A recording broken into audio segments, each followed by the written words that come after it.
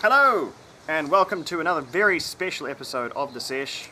It's New Year's, belatedly, because you'll be watching this sometime after, unless we're shockingly organised with our uploading, which we're not. So, what we're going to do is our beers of the year, because it's been quite a good year for beer. I've only had one really bad accident, and that was with a Brettanomyces yeast, so that's another story. Anyway, we've each got a beer of the year, each occupying a special place in our hearts and our kidneys. But without further ado, I'll start with mine because it's the lightest, and these ones are looking pretty heavy. I've chosen Moa Southern Alps, which is a white IPA. So it's got some proportion of wheat in it. I don't think it's got quite a lot. Most of them don't, but that's not the point. Now, the primary reason I like this beer is, it's twofold really. One is the reason I like mini beers, and that it is nice and packed full of citra hops. And if something has a lot of citra hops in, I just lose all beer control. I love them so much. Oh, they're right there. And as a variety, it's coming in, but there's still, it's got a long way to go until we're getting lots and lots of really good Citra beers. We've got Citradel, we've got the Citra, which I don't think had nearly enough Citra in it this year. I don't know what you're doing, Liberty. Get back in the game with that one. But we don't have across-the-board Citras like a lot of West Coast American brewers sort of are spoiled by. But I love it. I think it should be in every beer. Well, every light beer anyway. But there's plenty in this one. While you've been talking, we've been drinking, and I think it's pretty good. Yeah? I like it. It's a good all-rounder. Hoppy, but not overloaded. It's got quite a strong sort of hop something in there. There's a real zing. But it's not your usual New Zealand kind of full-on, it's not the crazy... A face full of pine needles with some eucalyptus sap on top. It's just so crisp. I really love it. It's reasonably heavy. It's a 6.4. It doesn't taste 6.4, it's just crisp as hell. It's a brilliant beer for summer. And the other reason I like this beer is that it's a really, really good step in a positive direction for Moa, who have been a bit, I don't know. Moving away from the Belgian yeast. They haven't been my favourite brewery the last few years, but this year they might be, because this is in a 500ml bottle, not in one of these micro champagne little things that may as well be a stubby, only you've got to deal with a gigantic cork and whatever. That's Pointless. not a 500. No, little ones, they're 370s and stuff. Geez. They do, yeah, no, they're a bit useless actually. They're fully useless. It's a sensible bottle. It's a sensible price. It's a very sensible price actually. This is some of the distinctly on the affordable end of craft beer. It's on special everywhere at the moment as well. If you've got this coming in hot, go and have a look in your local supermarket. But it's a good solid beer, and it's made for drinking. It's not made to be seen on some shelf in duty free or something like that. It's a good solid beery beer, and I applaud Moa for making it. They've done other good things this year as well. We might get into that in some sort of future episodes, but no, a good year for Moa, and a good year for me. So that's interesting to know. It this. says on here that it's been dry hopped with both Nelson Sauvin and Citra. Yeah. So I think the dry hop does come through in that very strong, it absolutely very does. strong aroma. The fruit you get in the aroma, I think There you can, is still you a can Belgian only get. yeast, but I think it's toned down from a lot of their beers. No, this one, I may be wrong, I believe this started life more than 2 years ago at a March Fest as Moa's entry. They're free to correct me, but I think this is where it began. No, I've had plenty of this year, and I plan to have plenty more next year. This year. It's the magic of, don't give it away. Ah. Don't give it away. It's clearly New Year's Eve, isn't it? No, we're counting down.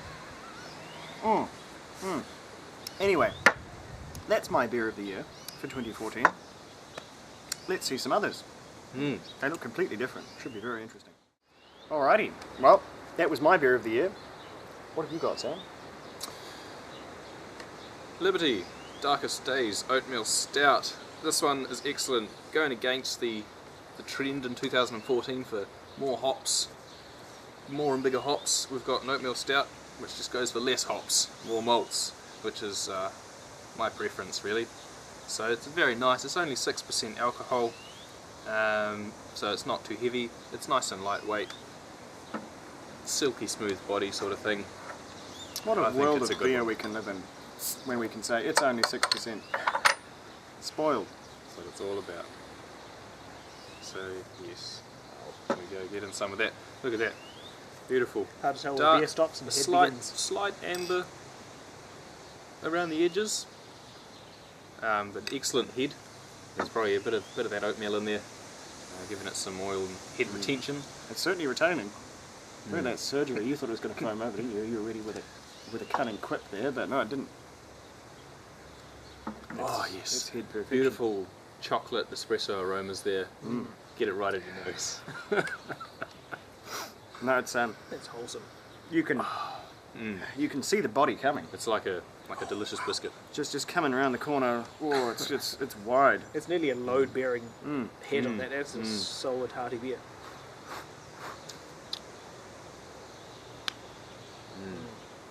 Full of body, Oh wow. beautiful cocoa, malty goodness. Skerrick of coffee, not too much. A good black coffee too. This is a dry beer. This is And that's why I This like is some it. of It's the, not just the sickly sweetness that you get from a lot of these stouts. Now, there is no coffee in there, is it? This flavour is purely... Oh, no, I don't Just think from so. the malts, yeah, Just all from from the the malts. If we have a look on the back, it doesn't tell you too much. It just says no hops really, or very few hops. Yeah. So good bitterness, Yes. not too sweet. no, that's delightful. It's just so dry and refreshing. It's very filling, almost a nourishing beer. And I think we've got it at the right temperature here, which is pretty much just below room No, yeah, temperature. it's this beautiful temperature. Yeah. You can Just taste, brings out those dark taste all of those layers are all just sort of exposed and ready to taste. Yeah, that's right. You really don't want to drink your dark beers too cold. You never do. Quite often I like to start them out at fridge temperature, and then as you take the glass really slowly, as it warms up you get more flavours. Some beers work really well for that. If you're spending a lot of They time have a over good it, range of flavours. no, yeah. I suppose you might have that luxury, but no, the big thing for this for me is it's dark and rich, but it's dry. Yeah. Some strong dark beers, you drink them and it's so hard. It's like you're just drinking a sauce, and yeah, it's it getting should be on a nice bit Yeah. of meat or something. getting through it is quite tough. But if they're lovely and dry, there's a crispness to them, and it makes you want to have more of them, which is beneficial if you actually want to finish your bottle. But no, I agree. This is a very good beer. Not to say it's a 2014 beer. This is well, it's a long-standing beer, really. But It's been around for a while, but I think this one, no, I there's only no discovered rules it for beer of the in year. this year, so yeah, New to us, or at least new to you in 2014. Therefore, one of That's your right. beers of 2014. that's right. No, delicious. Yes.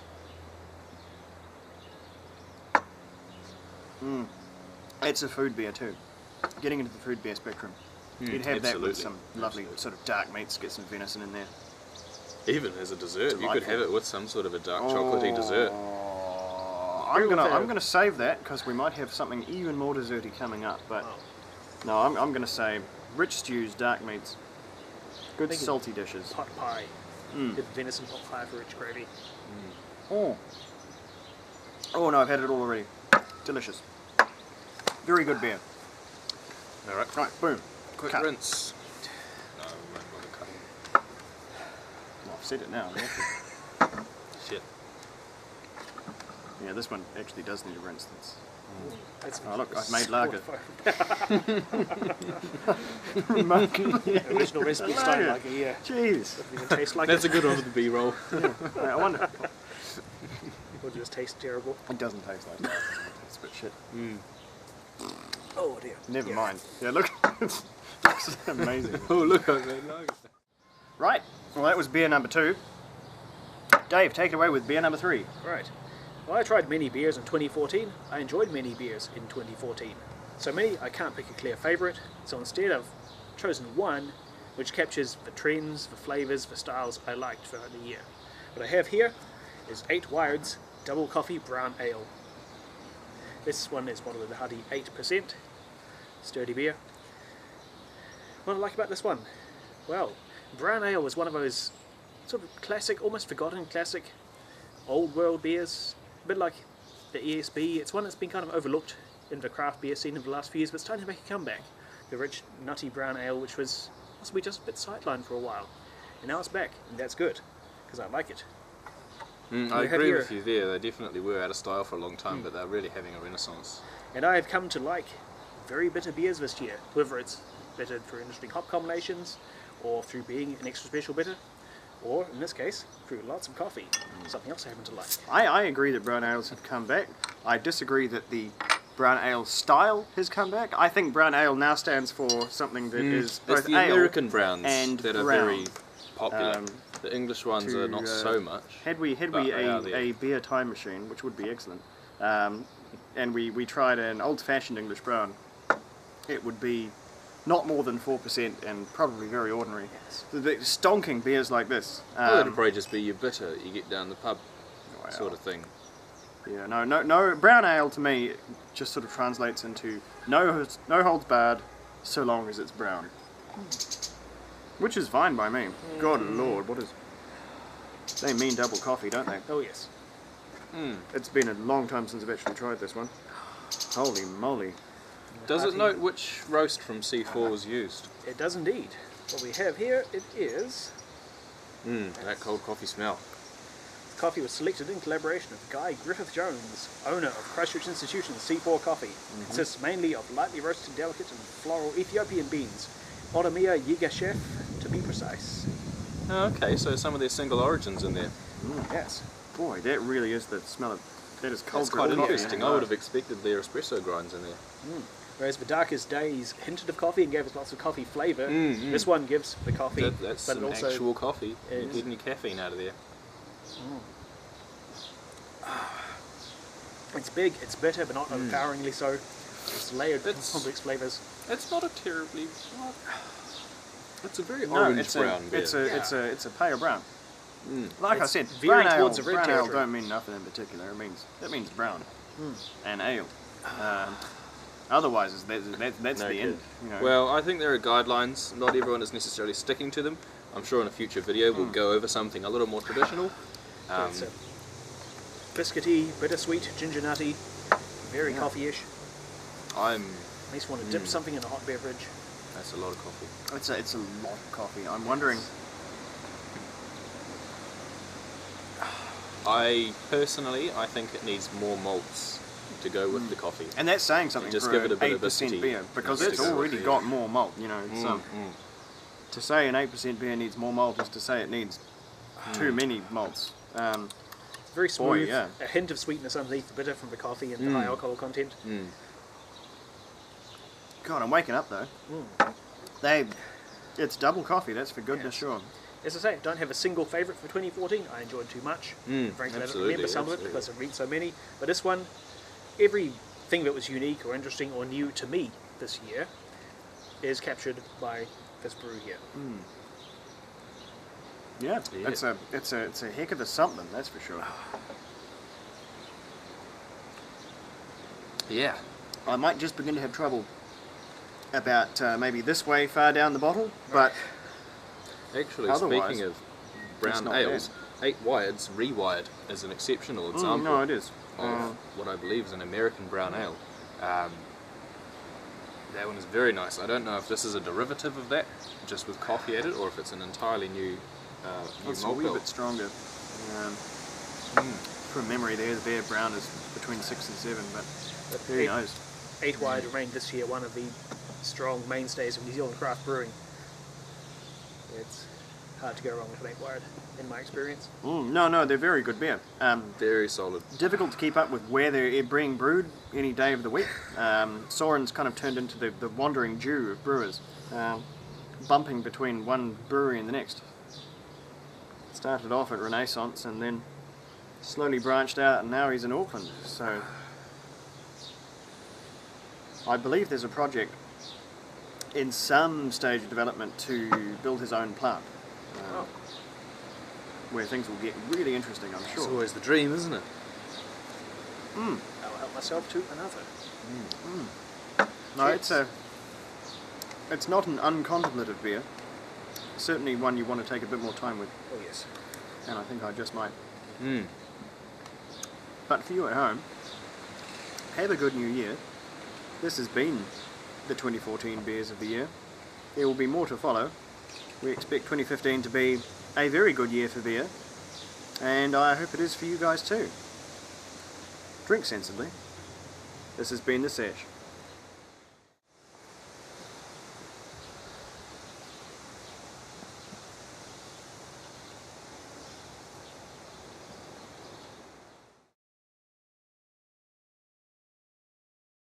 Okay. Well, thanks for staying after those credits. As a bonus, we're going to see what happens if we take the best of 2014 and create the average of the best of 2014. This may be a good idea, it may be a bad idea. There's only one way to find out. Science demands. We're going to take the mean of 2014.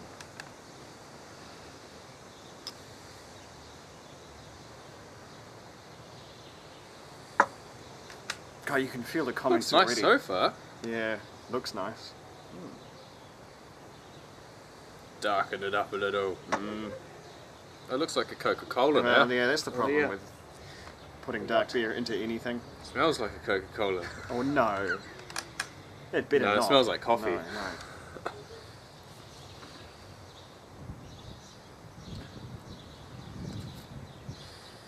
Does it taste like a year's worth of experience? It tastes like accumulated something. You know, it still smells just exactly like the double really. coffee. It's just coffee. That's all it is. Double coffee is like, what other beer? It looks, from this distance at least, exactly like. Yeah, it's Yeah. got the different head though. It's got the Yeah. much Yeah, no, lighter it's- head it's- of Tim's. It's got Tim's head, Dave's flavours, and the body. Wow, a On bit this of one each. here. A truly well-rounded individual of a beer. Mm. Neat. Coffee. You know, it's not actually that bad. No, It's not horrifying. It's not terrible. But you could say it's lost its focus somewhat. And it still kind of just tastes of that double coffee. That is potent. Yeah. That is Those so hops, potent. though, I'm tasting them hops, and that's a good thing. I'm thinking maybe a coffee oatmeal stout with hops and a tiny bit of wheat, maybe. Yeah. Yeah, Some there you Belgian go. yeast. Liberty, Moa, and 8 White. Yeah, you could definitely make it. For Their your powers next combined. collab, yeah, just do the 2014 Sesh Ale. We absolutely won't buy that. Yeah, I'm still. It's still 90% that coffee. That just like one of the beers. Get out of here. I'm getting a lot more hops than I expected from that. I'm pleased. Yeah, no, it was better than I was thinking.